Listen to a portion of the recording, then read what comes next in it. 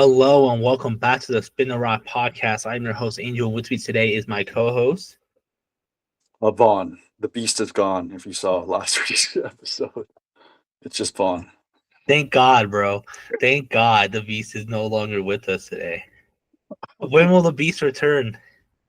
October 31st, that's around October spooky 31st. hours.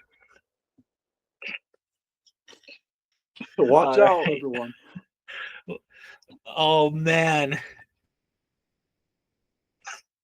All right. Well, I do want to bring something up real quick. Horrible news in the gaming world, bro. 2K has officially won the battle for college basketball. I am disappointed. I am grieving, heartbroken. My world is collapsing around me. How do you feel about this, Paul? Because you've been a 2K hater before it was popular, bro. Yeah, I kind of would sit there and roll my eyes whenever I heard, "Oh, did you get the new 2K?" Every single year, the same tune, and 2K never fixing their games or improving it. And just to know now they have their stranglehold on college basketball as well. EA just gave up. Like, nah, we're not going to do this after all. If any of you are celebrating this, you low key need a brick to the head because this is horrible news. Jesus Christ, dude. This is worse news than what we'll get into later, I think, because you already know the quality that's going to come out, and also we won't even get a good amount of colleges in this. 2K's been treating it like basically an add-on. Well, it will So be. It won't be yeah, its own game. It'll be an add-on, and they try to make it seem like it's 100 plus goals. Like, no, bro. EA was gonna do 300 goals, and like I just know that there won't be dynasty mode. It'll just be my league, but with college teams. And the my league will just be like 2K, and college players will be in my team, and it just won't be like an actual like college basketball game in there or anything like that. It'll just be, oh, now you can play these teams and play now, and oh, you can choose what school do you go to in your my career, but you still have to spend hundreds of thousands of VCs. Like it just sucks, bro. It just sucks. yeah, it's just like 2K doing the minimum amount of effort to get the max amount of profit. It's cooked at this point. I'm not excited for it, but if anyone is, you got to give me some reasons for why to be excited because I'm drawing at straws. Yeah, bro. And I saw people saying like, "Damn, I'm gonna buy 2K for the first time in years." It's like they won, bro. They literally won, and they won with the bare minimum. I think EA, the reason why they stepped away was because too many schools wanted to go with 2K, and so at the end of the Yeah, day, they were just like, "It's not really worth us putting this much effort to have like." Because EA wants all or nothing. That was like the thing with college football is like they wanted all or nothing, and same with and now 2K. They know that they will get a bunch of money with the bare minimum, and so they took the big name schools, and they were like, oh, that's about it. yeah. I have been seeing like the argument like EA hasn't made an NBA game in so many years, and the college teams don't want to like risk it, maybe or whatever. But I kind of get that standpoint, but at the same time, we're just for us, it's a loss. Yeah, yeah, yeah, I just wanted like the aspect of, because college football is a fun game, and they really make you like they really have it experience like there's a difference between Madden and college football. It's such two different, completely different games. And so I was like wondering how they were going to do college basketball. What that gameplay will look like. I was just excited for something new to provide like basketball fans. But no, 2K got it. I'm not buying 2K27 just to play a couple schools in my league. Like, no, that's not what I'm trying to do, bro. All right, moving on to real piece of news. And this is crazy. I don't know exactly how this was found out. Well, I know like some like a someone looked into it and exposed them. But I don't know what made him look into it. But it turns out that Clippers are suspected of fraud. The NBA is looking into it, going around the salary cap by giving an endorsement deal to Kawhi Leonard, a tree endorsement deal, like a tree planting company. Steve Ballmer was an investor in that company, and it turns out that company doesn't exist. And so it looks like that Kawhi Leonard just got, paid like underneath the table. And so not only that, but now Steve Ballmer is trying to claim that he was ripped off and that he invested and they scammed him and he's the victim. Which, like, honestly, let's be honest, these billionaires, like, come on, bro. He, like, no way he was like, oh, sure, I'll give you my money, and then be like, oh, I'm so shocked. Like, no, bro, you should have, like, I don't know. How do you feel about this, Vaughn?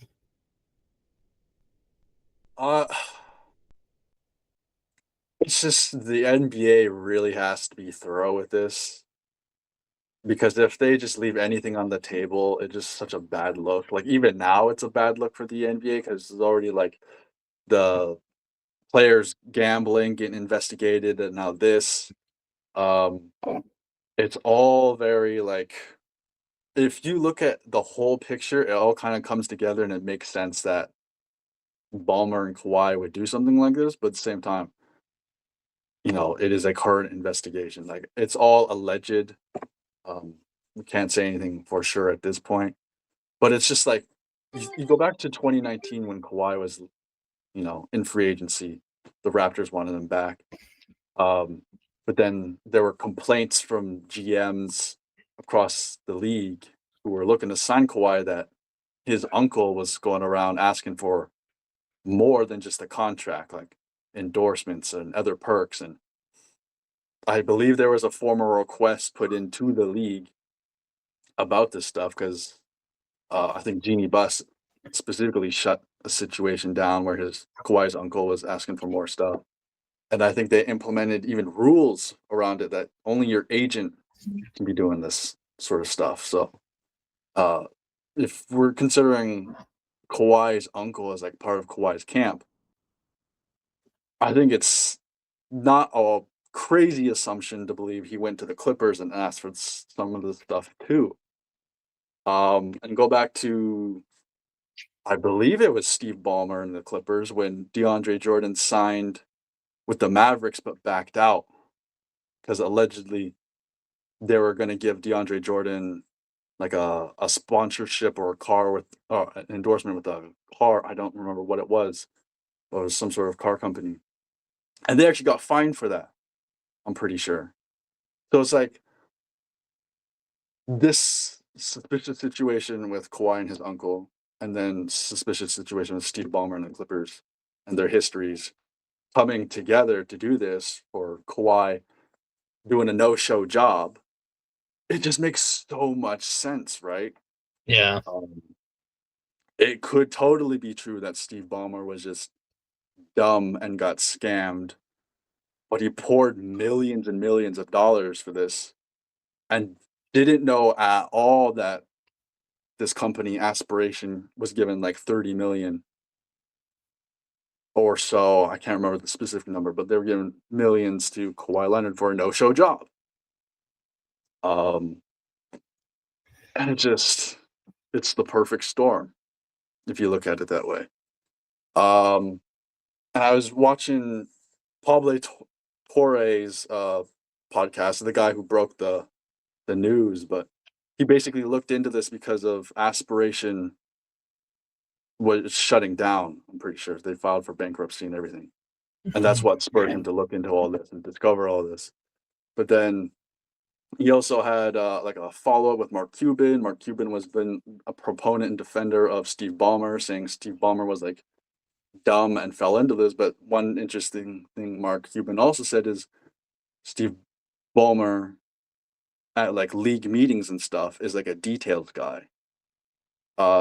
So that kind of I felt like it worked against Mark Cuban's argument in defense of Steve Ballmer, because that guy, head of Microsoft, looking into details, known as the details guy, overlooks some of these details, can't see the writing on the wall that Aspiration is a scam. Like, I just can't believe it. Yeah, bro. I just don't buy him. It's a bunch of bullshit. one, I think he will. They like, there's no way out of this. Like, no matter, even if he did get quote unquote scammed, like I don't think he did, but even let's say he did, it still doesn't look good. Like, it doesn't look like he got scammed. It literally just all around looks like a bad. It puts a bad light on him in the Kawhi situation. And I know Pablo also said he's gonna look into the Knicks next, which is crazy. He's gonna look into the Knicks and Jalen Brunson next because that contract was suspicious when it first got announced, and now we have evidence that a big name team was doing going around the salary rules, and now you look at the Knicks and Brunson's contract and you're like, hold on, maybe it was suspicious after all. And so he's gonna look into them next, which I don't know why he announced he was, because now like the Knicks are gonna fucking they're gonna try Locks it down. Yeah. exactly cover it up. I do also know that the last time this happened to a team, which was the Wolves, Hmm. or not the last time, but when this happened to the Wolves, they voided his Joe Smith's contract and took their next 5 firsts. Clippers don't even have first round picks to give. So Yeah. I wonder what the punishment will be and how severe it will be, because that might hurt. Like, this franchise might be back to square one. Because if that was a punishment for the Timberwolves, this is a bigger deal. They're all like, this salary rule is already trying to circumvent this type of stuff, the shit that Clippers been doing where they just chase after stars. Like, those salary rules are there to prevent teams like the Clippers doing this. And so now that they got caught with, going around the rules, they don't have 5 first round picks. Like, what are they going to do to the Clippers, bro? Like, what will that punishment be and how severe will it be? Because the league has been they've been kind of serious about having their rules taken seriously. Like, they find the Mavs for throwing for giving up after instead of chasing for the play-in, they started sitting their stars, and they find the shit out of the Mavs and Mark Cuban for that. So like, Yeah. now you're going around their brand new salary rule, which is designed to counter-event what the Clippers have been doing the past 3 years.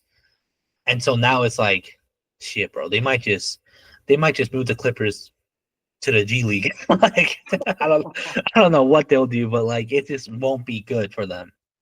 Yeah, Adam Silver has, if it's all true, if like everything is true, has to obliterate the Clippers either financially or like maybe Kawhi doesn't even get to play. I don't know like who's the most at fault, where the punishments would lie, but like this is also the CEO of Microsoft. If you give him a light fund or a light fine, like he's got so many pockets you can pull from. It probably wouldn't hurt him really. Um, So you would really have to make an example. I think even if it's not like fully true, punishment could still be on the way because I don't think Adam Silver would ever take this lightly. Mm-hmm. Especially like look at Malik Beasley. Like he basically lost out on money because of this investigation into gambling, and it kind of like it's messed him up financially heading into this season. So like, and that wasn't even true apparently. Yeah. And he still technically could be investigated further, but like as far as we know, none of it is. So if like even a fraction of this is like the Clippers are cooked. Yeah, the Clippers are cooked. Because I feel like they're not getting, even if it was like, oh, I fell into a scam, I think they're still gonna get punished. It's just, Right. it won't be. It might be Kawhi getting punished, and then that hurts the Clippers because they're already so shallow of a team. Yeah. It could be that they don't buy the scam, but because they don't want to like risk a Malik Beasley 2.0, they like void his contract just in case, and take away some picks, and that still ends up hurting the Clippers. Or they can go full on, and like I said, the Los Angeles Clippers are now the Los Angeles Clippers in the G League. And and because like, I just honestly don't know what the punishment will be if it is all true. If it is all true, they have no first round picks. Voiding Kawhi's contract isn't that much of a punishment compared to what they've done in the past. So it's like, Mm. what will they do to the Clippers if it's all true? I'm more curious on what they will do if it's like half true and he did get scammed. Like, will they just void his contract and that's it? Like, this punishment can be, oh, that wasn't too bad, or it could be, oh my god, like the Clippers are poverty for the next 5 years. Right, because like when that aspiration endorsement happened, it was like right when Kawhi, I think, was signing his contract with the Clippers. Like Mm, Kawhi made this this LLC specifically to get this aspiration endorsement, uh, and it's like in the contract, it's basically like you don't have to do anything, you don't have to show up, you don't have to do all this and that. But if you are no longer a part of the Clippers, you don't get the money. Which is like, what does aspiration care if Kawhi's on the Clippers or not? Like yeah, you're a tree planting company. Like, yeah, is it really tied to LA of your tree thing? It's just I don't know how they get out of this. yeah, for sure. Especially like there's thousands of documents that just are shady, and then not to mention the anonymous employees saying specifically Kawhi was only being paid for cap circumvention. It's just there's a mountain to climb if they're gonna get out of this. And I personally don't see them climbing out of it.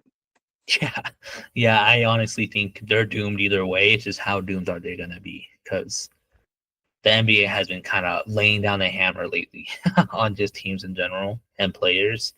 So it's just like it just sucks. I mean, I don't feel it just sucks because the Clippers have just been this remedial like B tier team where like, oh, like, and they keep trying to make these moves to make them like the next Lakers, the next Knicks, the next Celtics, but like they just can't do it. And now if the hammer does really fall on them hard, it's just like they're back to like San Diego Clippers days, and this like they're back to when before Chris Paul got there. It's just like they're gonna be another little brother in LA. You know, Yeah, and especially like I'm if it's all true, I keep saying that because it's all allegedly, but like if it was true, it kind of just lines up with Steve Ballmer wanting to get his own stadium prior to signing Kawhi, wanting that star player to, be mm-hmm. the face of the franchise. And, if he wants to secure, that face, he would probably go out of his way and do that. Like he's the CEO of Microsoft. It's not like they've become one of the biggest tech companies in the world because, you know, of their good graces. I'm sure Steve Ballmer's, used to getting what he wants. Like I don't know the man personally, but like billionaire gets what he wants, in however way he wants to. Yeah, That's not far off. Um, but I think the real deal about this is it casts a shadow over the league because, like Pablo Torre said, he wants to look into the Knicks situation. Um, but now, like as a fan, you're kind of like looking at every team. Any type of generous or team friendly contract is like probably gonna look at with suspicion from this point forward.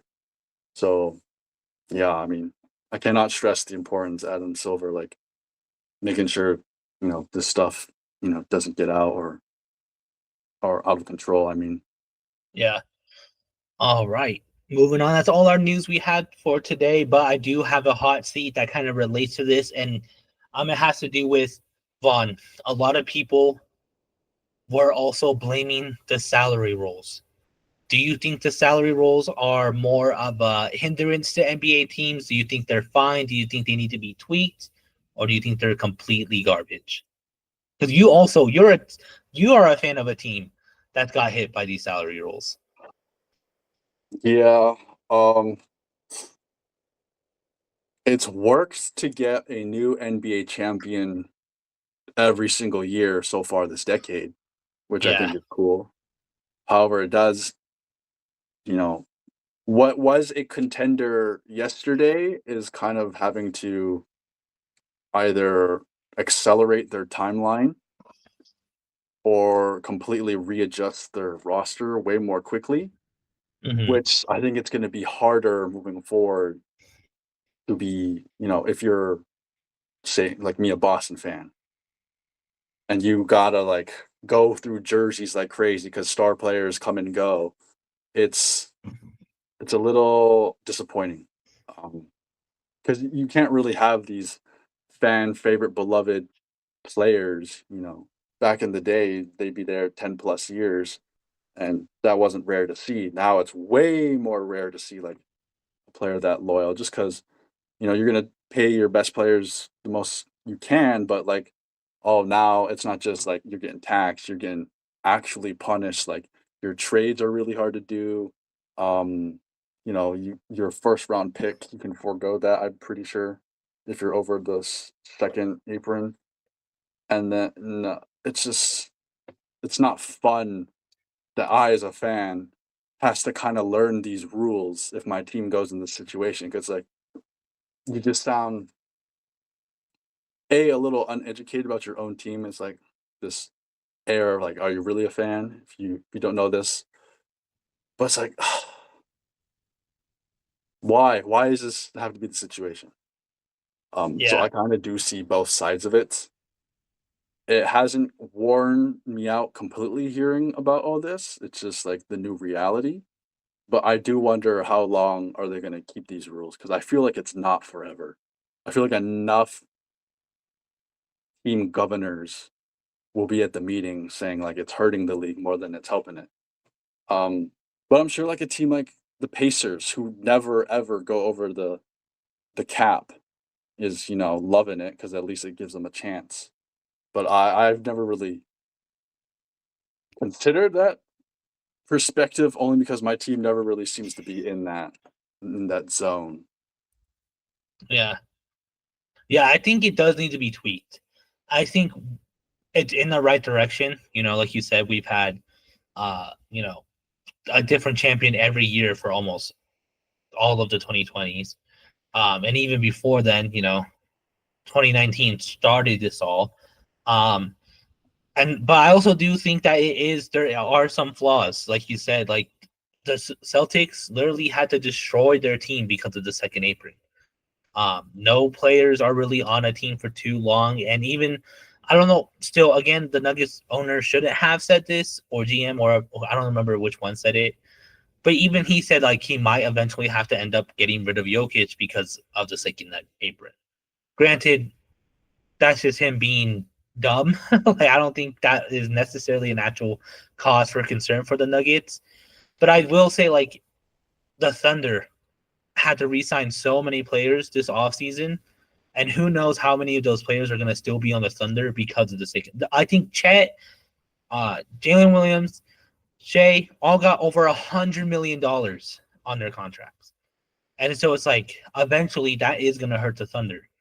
So it's like how much longer is the Thunder's three core going to be together? Is because of the second apron. So I feel like it's good. I feel like I do like the new rules, but also there is a lot of flaws that can be fixed and still make it where a team won't win. You know, we won't have a Cavs Warriors, ever again. But at the same time, I don't think we are ever going to see a dynasty with these new salary rules. And people love dynasties. I mean, the Chicago Bulls literally brought basketball back to life. Lakers, Celtics brought basketball back to life. The Golden State Warriors, made 2016 basketball seem like the greatest sport of all time. So it's just like I feel like there's a balance that the NBA hasn't found yet, and right now it's more on a bad on the bad side of things rather than it's completely perfect. I don't think it's perfect. I think they're in the right direction. They just need to make some tweaks. Yeah, like I don't mind it stopping like super teams from Mm-hmm. potentially, running the league. Like the KD, Kyrie, Harden, Nets.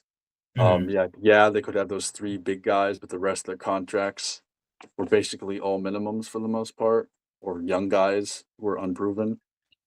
But it's just like the things where it's like, okay, now basically a trade is nearly impossible unless you commit to a trade that hurt your team, Yeah. or if you're in it too long, you lose your first round pick. It's just some of that stuff I just doesn't feel like it's uh like it could be eased on, like you said, tweaked. Yeah, for sure. All right. Well, the division deep dives is continuing on Spin the Rock. This is our newest series. We did our first episode last week with the Central Division in the East. Now this week will be, if I'm not mistaken, we this week will be the Southwest Division in the Western Conference.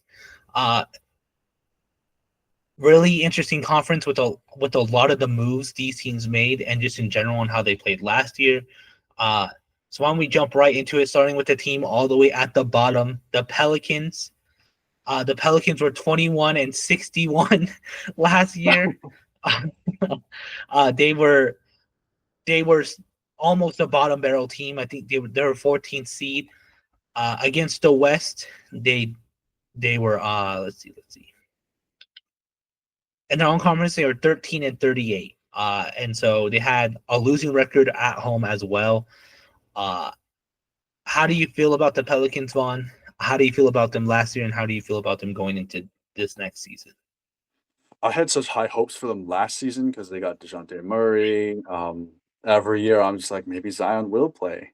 And then he really didn't. And then the Brandon Ingram trade finally happened, and it's just like, okay, they're kind of opening up their young guys. Maybe Trey Murphy will get some shine, but the injury bug, really killed them. But at the same time, from what I did see, it just doesn't feel like their team is cohesive. Mm-hmm. And now that you got CJ McCollum, their vet, out of there for Jordan Poole, you know, the only thing that could help them is if they're healthy, but I still wouldn't look at them as a playoff team. Mm-hmm. They would be, again, they're sealing another year of them just being a play-in team. Um, it's just like, is Zion Williamson ever going to play a playoff game? I think that would be my one hope if I'm a Pelican fan. Zion in the playoffs for the first time. Um, Yeah. but just like the rest of the team, it doesn't feel like they fit. Maybe it's a coaching situation. I don't know. But like once I saw Dyson Daniels, who was to me, I wasn't really aware of him on the Pelicans. I know he would play some defense here and there, but he didn't get a whole lot of minutes. And then he went to Atlanta, and then all of a sudden he's a Defensive Player of the Year candidate. Mm-hmm. So I think maybe just New Orleans might be cursed. Yeah.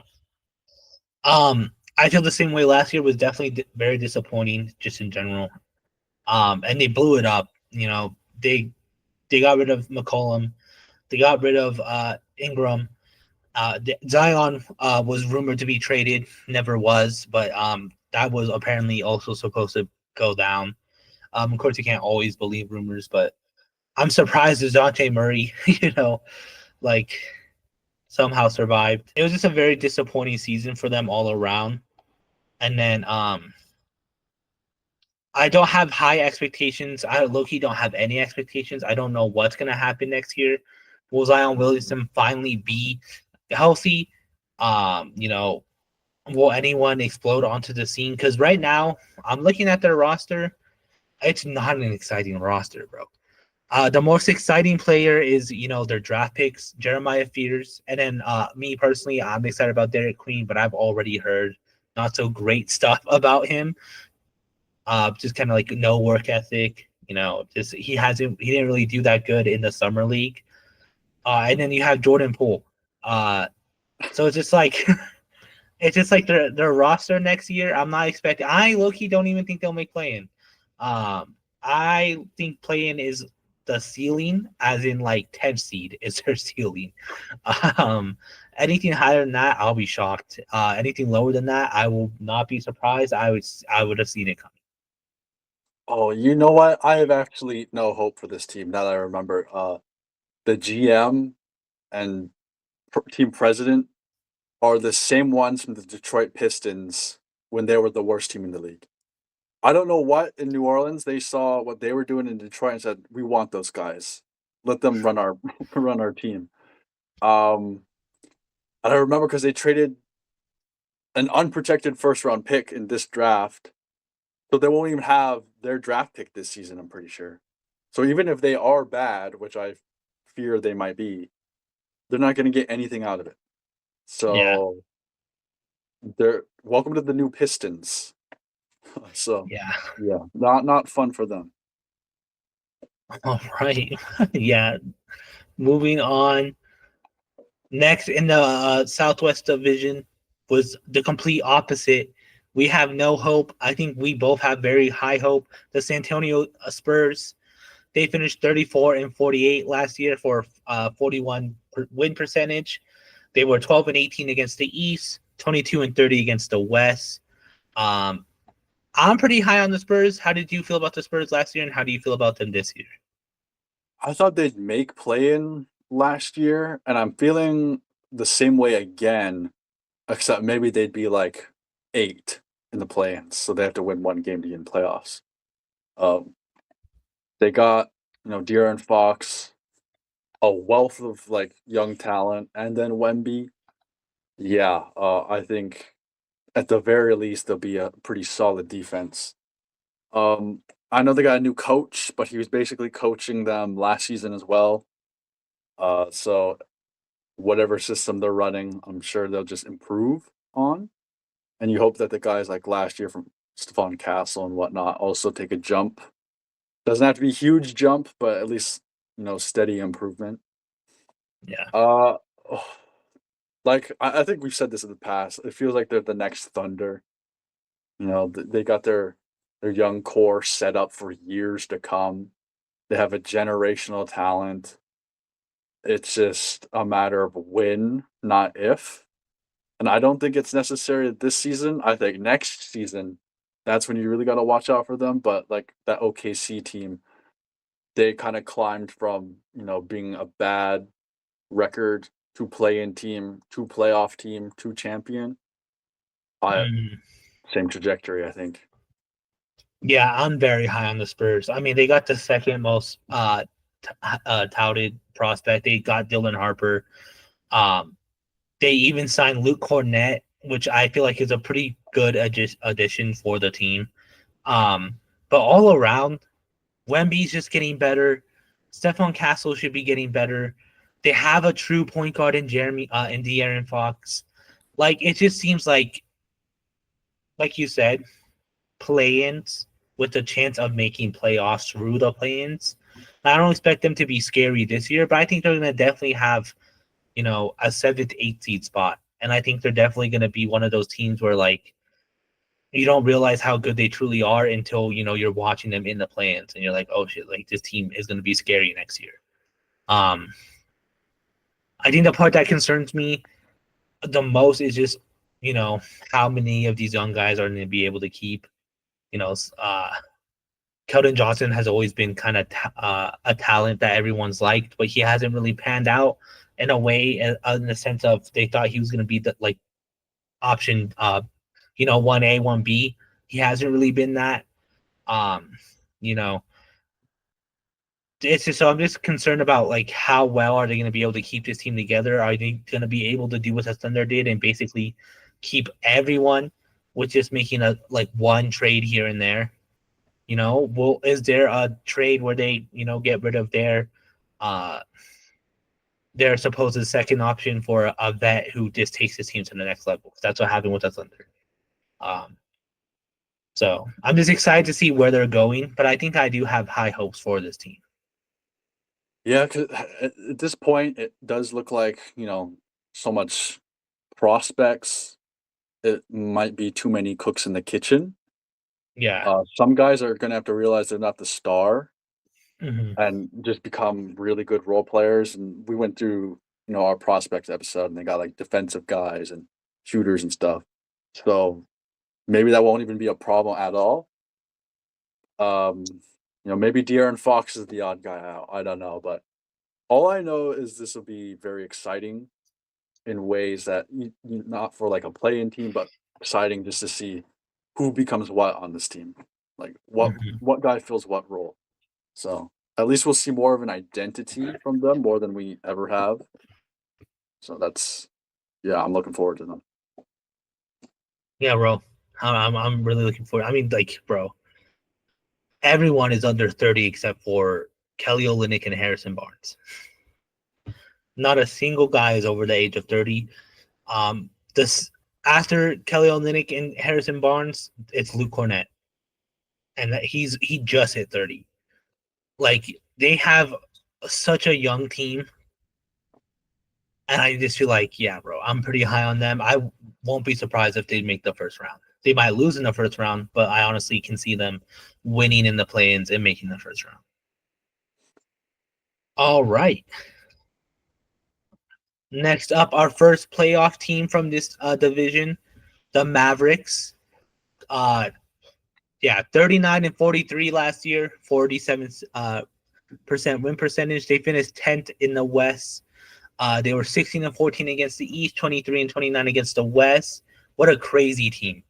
Crazy season last season, crazy season upcoming. How do you feel about the Mavs as a team? I will be hate watching them this year. Not necessarily I don't like the players. I just the fact star player axing him for nothing and then lucking out on the biggest prospect in this draft. It just feels like a punch in the face in some way. But they do Mm-hmm. have an interesting roster set up. You know, we didn't really get to see much of Anthony Davis last year, and they wanted a defensive big guy. Or Anthony Davis has wanted a defensive big guy at center so he can play power forward, and they got him with Derek Lively and Daniel Gafford to choose from. So he'll probably be, at least AD will be in his element. We'll be seeing him as the one option for a while, at least until Kyrie comes back, and even then he might still be the one option. And of course, Cooper Flag. You know, at the very least, I'm expecting him to be great defensively. I don't know how Oh, they're going to utilize him, whether it's like a point forward type or what. yeah. I'm assuming he's rookie of the year, but there's a lot of prospects that come out and surprise. So maybe it be a more of a rookie of the year race than I think it will be. Um, Other than that, I think record wise they won't be great, only because Kyrie won't be coming back till later, if at all, this season. But at least we kind of can see, how the team will be structured. Um, who did they sign at? Oh, D'Angelo Russell. I forgot about that. Yeah. Yeah, at least they'll have a full lineup even before Kyrie coming back. Um, I don't know what I could expect for them. Maybe they go as low as play-ins. I don't see them ever going higher than the 6th seed, though, to be Yeah. honest. I um I'm kind of a hater of this team. Well, I have been for like the past like 3 years. I've always been a hater of this team. I just think the moves they make, it convinces the fans and the like just it convinces both the fans of the team and NBA fans in general that they're making these really like big brain moves, but it never really amounts to anything. Um, and then they went and trade Luca for no reason, and then you know the Cooper Flag thing just makes me so angry, bro. Like, there's no way you get rewarded for that. I think they're gonna be highest 60. But I honestly, I'm not gonna lie. I fully believe they're gonna be a playing team this year. I feel like they're not gonna be as good as It doesn't. I think Cooper Flag is gonna make the team better, but I don't think they're gonna be all of a sudden just oh, they're not going to be as bad as we thought after all because now they have Cooper Flag. I think they're going to be still kind of how they had been in the past like 3 years, where it's just like they have the talent, but they just can't get it done. I also didn't know PJ Washington got extended, $90 million extension, um, which I think is low key. PJ Washington, I think he is what just someone I just don't understand what happened with. I don't know how he became so good for the Maps. Because I watched him on the Hornets, and he was never that guy. Yeah, like he never played defense on the Hornets, and then all of a sudden he's like a primary defender on the Mavericks. Makes no Yeah. sense. So I am excited to see kind of like, where they're gonna be and how they're gonna, if they're gonna be better than what we think, just as good. I don't know, but I think I am gonna also hate watch this team because how could you not? It's such a different look for the Mavs. We haven't seen this in a while. No Luca.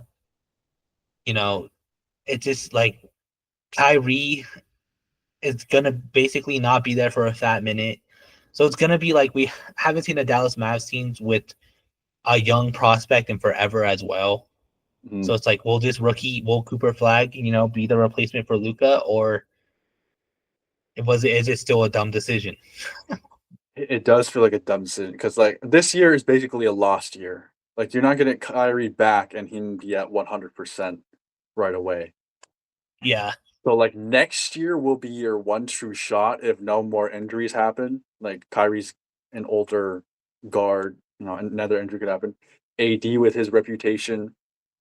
Clay is only getting older every year. It just feels like he's on his decline. So how Mhm. long of him being like a productive player do you have? It really feels like only next year is their one true shot. Yeah. After that, it's just like players are going to get hurt, just inevitable. The their declines, AD and Kyrie will be more, prominent.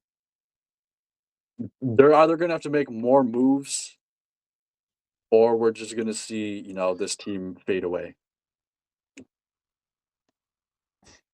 Yeah. Yeah. I agree. I mean, it just also like it just doesn't make sense. Like where do they go from here if next year doesn't work? You have Kyrie and AD who are older and always injured. How much can you really get for them? Um, is Caleb Martin gonna pan out? It's just like it seems like they went so hard on building around Luca, and they traded him. So now this team is like, okay, you built this team around Luca, and you don't have him anymore. So where do you go from here? Like, are you gonna build around Cooper Flag? What if Cooper Flag's a bust? I'm not saying he will be, but like, there's always that slim chance that that generational player is not a generational player, you know. Mhm. Like And so, look at like you said, it was team built around Luca. They got two centers that could start and AD. You don't need all of them, right? yeah, And then you got PJ Washington. Again, he's kind of playing like power forward most of the time, and now AD playing power forward. Is he coming off the bench? Do you really need him off the bench? Or does Clay come off the bench because he's older and you want a sharpshooter? I don't know. That's something I didn't consider is how the lineups are going to work, especially when Kyrie comes back. Because then you would have D'Angelo Russell coming off the bench. Maybe they'll be a really deep team. I don't know. Um, yeah. I got to see how they shake out, especially this season. I got to see what their own expectations of themselves, because there's no way they think they're going to the chip this year. oh yeah, no, for sure. All right. Next in the division, finally, another just really the Southwest has a lot of depressing teams because this is the Memphis Grizzlies. Um, another really depressing team, kind of disappointing last season. Might be disappointing again this season. How do you feel about the Grizzlies one? Well, they traded their 20-point sharpshooter who played good defense for KCP, who looked like a bum in the playoffs last year. Okay, I know KCP goes through these phases of like being a really solid role player, 3 and D, to being a bum. Um, I remember Lakers fans turned on him fast, especially after winning the chip. But like,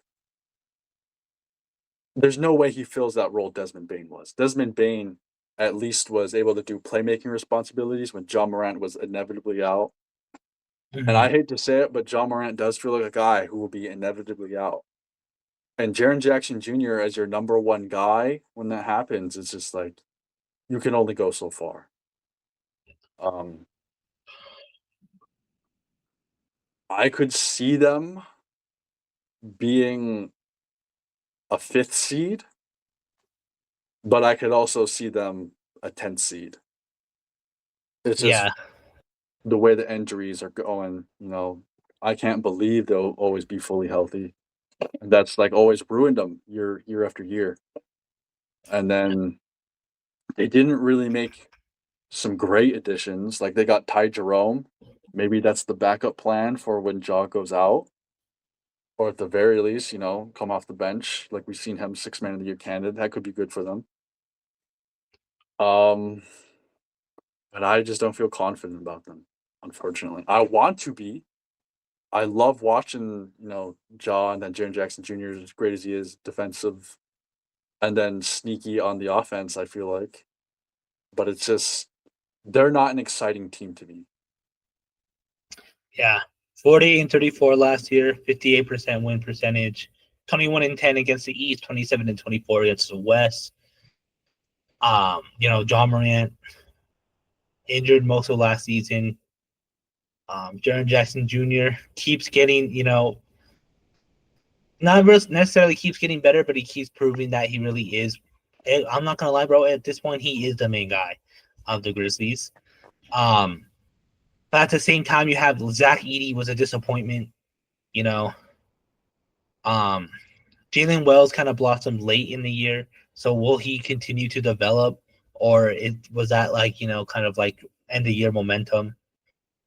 Other than that, bro, it just seems like this team is kind of lost in a sense of like you're almost like back to where you first were.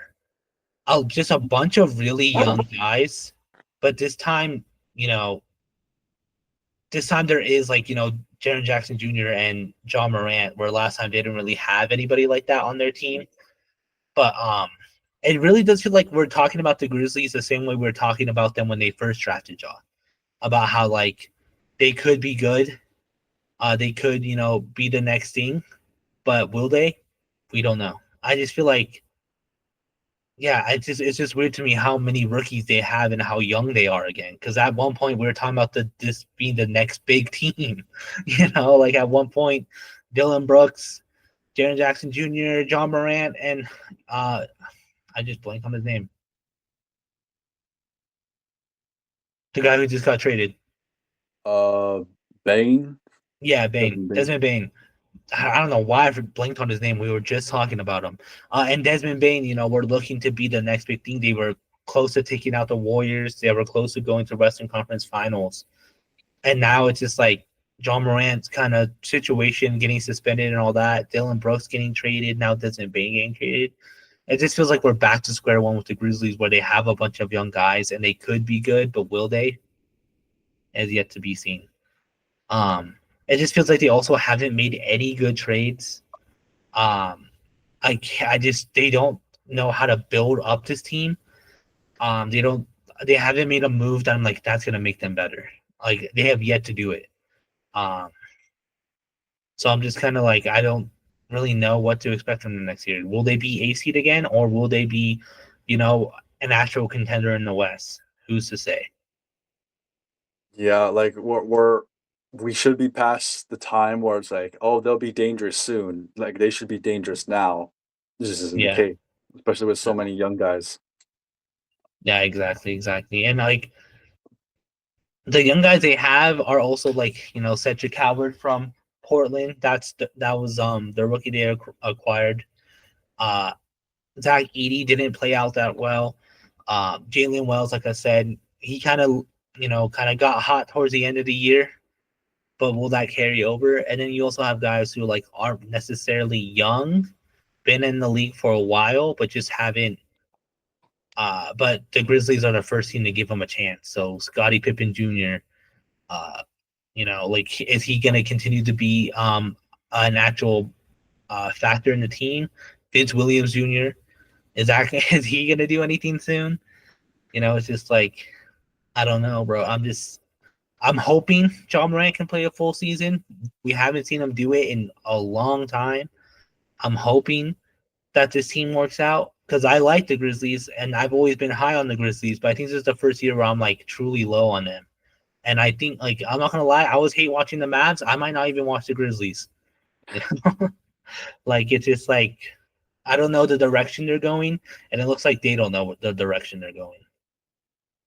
Yeah, especially like basically the Bane trade happening, so you could give Jaren Jackson Jr. that max extension, and then the Marcus Smart trade also contributing to money reasons. It's like, Yeah. how long is it going to be worth keeping Jaren Jackson Jr. around if they're going to be at most a first round playoff exit every single year? I feel like there's a ticking clock on there that there should be, but I don't know if upper management sees that way, considering how much pieces they move to keep Jackson Jr. there. So No, for real. it's just again another team that feels like they're in a lost year, but I would love to be wrong. Yeah, same. It's also just like they don't do anything. You know? Like they just don't do anything. They don't really get any good free agents. They don't make any blockbuster trades unless it's hurting them, apparently. That's the only blockbuster trades they do. Uh, like I know they picked up Ty Jerome, but it's like that's not that's not getting me excited about them. You know? You can't pick up Ty Jerome and after trading Desmond Bain and like have us be like, oh, they're really doing moves. Like it just doesn't make sense. All right. Next up, Houston Rockets, the top of this division, 52-30, 63% win percentage, 21-9 against the East, 31-21 against the West. Second seed last year. And this is the complete opposite of almost every team we talked about.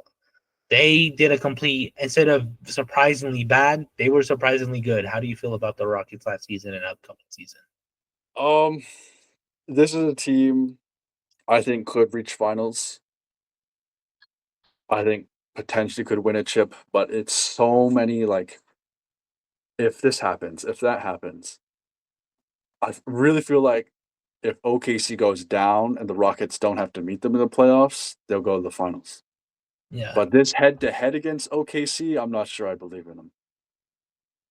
So luck would really have to be in their favor. I like Kevin Durant sliding into this lineup. You tell me you're trading the inconsistency of Jalen Green for the constant reliability of Kevin Durant. Like that's it pushes the needle for me. Not to mention they didn't have to give up a vet like Fred VanVleet. Şengün is like a star for a reason. He is baby Jokic. And then good other guys like Jabari Smith Jr. They got good defensive presence. I think it's the team that Ime Udoka wants.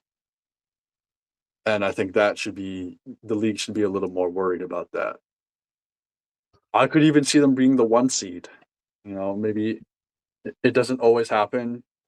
We've said in the past, the back-to-back champion hasn't happened in a long time, but it also feels like a long time since we've seen a back-to-back first seed. That feels more rare these days as well. So OKC, Rockets, they might be the top dogs fighting for that spot. This is the team where I feel like they actually know, out of everything we talked about, the Spurs, they know what direction they're heading into. It seemed like every move they made this offseason was the right move. They re-signed who they needed to re-sign. They picked up a star in Kevin Durant. Depending on how you feel about Dorian Finney-Smith, but it's just like it seems like they got everything they needed. They kept everyone who they wanted to keep. Tari Eason, I'm excited about him as a player. You mentioned baby Jokic. It just seems like they're just doing everything the right way, and they're just building up on what they need to build up. I feel like I'm excited to see how Amon Thompson develops. It seems like both of the Thompson twins just keep getting better every year. he's a freak of nature. He's literally so athletic. So I'm excited to see how he does this upcoming season. Um, yeah, I'm just like, I'm gonna say the ceiling is 1 seed, but I'm gonna say the floor 5th seed, bro. I did not see them falling lower than the 5th seed. Um, just because I just feel like they were so good last year. They should have beaten the Warriors. And like all you did was make additions. You didn't really trade anyone detrimental away. You know, Jalen Green was hurting the team a lot more than he was helping. I get he's a young talent that a lot of people were high on, but I've watched that playoff series on like every game. There are times where he would try to foul bait, you know, SGA style, but instead just turn over the ball. It's just like it just seems like right now they got inside out scoring Kevin Durant and just a smarter player in general. And I honestly cannot see them losing in the first round again. I honestly see them going all the way to the conference finals. Yeah. I can't see them being lower than 4. So like they're basically a guaranteed playoff team. If not, I don't know what you could do to improve the team. Like maybe more playmaking, but even Yeah, then, like Amen Thompson is not too bad, especially when you have Fred VanVleet, the vet, knows what to do in close situations. Not to mention Kevin Durant. If you need a bucket, you just give it to him. So if they fail, I don't know what you do to fix it. yeah, yeah, for sure. Um, I just I do feel bad for Dylan Brooks. I don't. That man is being tossed around the league at the moment. But It's like Phoenix could use him, but he's not going to replace Kevin Durant's production in Phoenix. I think Phoenix fans might hate him at the start just because what they lost, but they could use a complete shift in Phoenix. So I don't think it matters too much. yeah, that's just funny. 2 years, you brought the team back to the playoffs, immediately get rid of you. But you know Yeah. what? At the end of the day, I don't think Rockets fans are mad that they have Kevin Durant, instead of Dylan Brooks. I don't think anyone will be like, "Damn, we should have kept Dylan Brooks." Yeah. Maybe like he was a part of their culture shift and they'll miss that, but like their culture's established now. Yeah. So you thank him, but you're moving on. My only cause of concern is that they have no good center after Sengun. And I mean, as in like Steven Adams, he's really good. But lately, bro, he has just been he just can't keep up with the pace. And Clint Capella is not gonna be the guy. I just feel like a backup center will really go a long way because I like Steven Adams and he really is, that physical presence on the court. But he really is sometimes a hindrance just in like, Hackett Adams. He does tire out quicker. He is injured quite a bit. Um, so I do wonder if that's going to hurt him this year at all. I'm the complete opposite. I think they bring different skill sets. Shingun and his offensive capability, and then Adams is more defensive minded, grab those rebounds under any circumstance. Clint Capella, I'm not so sure of, but I think he'll fill a similar role to Steven Adams if Adams does go down. I don't think there's any real possible choices to make an improvement at the center position, the backup center position. Yeah. Because this I don't team's know. already pretty expensive. Yeah, true. I'm not expecting them to go out and get anyone big. I'm just saying they both Clint Capella and Steven Adams only played like 50 games last year. Hey, 50 plus 50, that's 100 right there. That's all Yeah, you that's need. 100. They just have to take those 50 games and not be out at the same time. All right. Overall, Vaughn, how are you feeling about the Southwest Division? I think I went into it thinking this would be more exciting, but then I realized talking about them how many disappointments there were other than the Rockets. Yeah. Spurs as well, I guess. But Yeah, I think I've looked at all these teams at one point and thought highly of them. This season's just different. Uh, Definitely better, I think, than most of the East divisions. So I'll give it that. Yeah, I'm actually the same way. So I picked this division last week because I thought it would be just as exciting as the Central, in the sense of like, oh, what's to expect? You know, they have high side. Like I thought it would be a lot just as fun to kick off the West side of things. You know, instead of going like, oh, this team's good. Oh, this team's also good. Oh, this team's also good. Um, no, bro, it's nothing but sadness in the Southwest Division. In the sense of they were all at one point expected to be the next big thing, but only two of them can actually be that. You know, the Grizzlies were expected to be the next big thing. Where are they now? The Mavericks, where are they now? The Pelicans, worst, one of the worst teams in the entire league. So it is really interesting to see how much of a 180 half of these teams did. And I mean, think about it like this: the Rockets and the Spurs 2 years ago were also poverty. So it's a lot of uncertainty in the Southwest Division for the disappointing teams. And then it's like the Rockets and the Spurs have a lot of hope, but it's just like, will it pan out? You honestly can't say. I want to see like, and a lot of these teams I like were a fan of. I was super high on the Grizzlies. I said the Pelicans would be the next big dynasty. Um, and so I was high personally on like almost all of these teams, and now none of and only two of them are actually having any chance. And the Spurs is more of like a they can make play-ins. The Rockets are the only team I could realistically see being a really good team. Um, because Grizzlies and Mavs, I think they have a low ceiling or what they should be. 2 years ago, both of those teams were in talks of going to the conference finals. You know, it just sucks. All right. Well, next week we're gonna keep the depression going. Um, I think we should, but I don't know. Maybe we shouldn't. Maybe I'll save them for last. We'll go with an Atlantic Division next week. Um, So almost the same thing. A lot of uncertainty in that division. So make sure you tune in there to see how those teams are going to look. If you're watching on YouTube, make sure you give us that good old 5 stars. Give us 5 stars. Fuck, let me restart. If you're watching on YouTube, make sure you like and subscribe. We have video content there.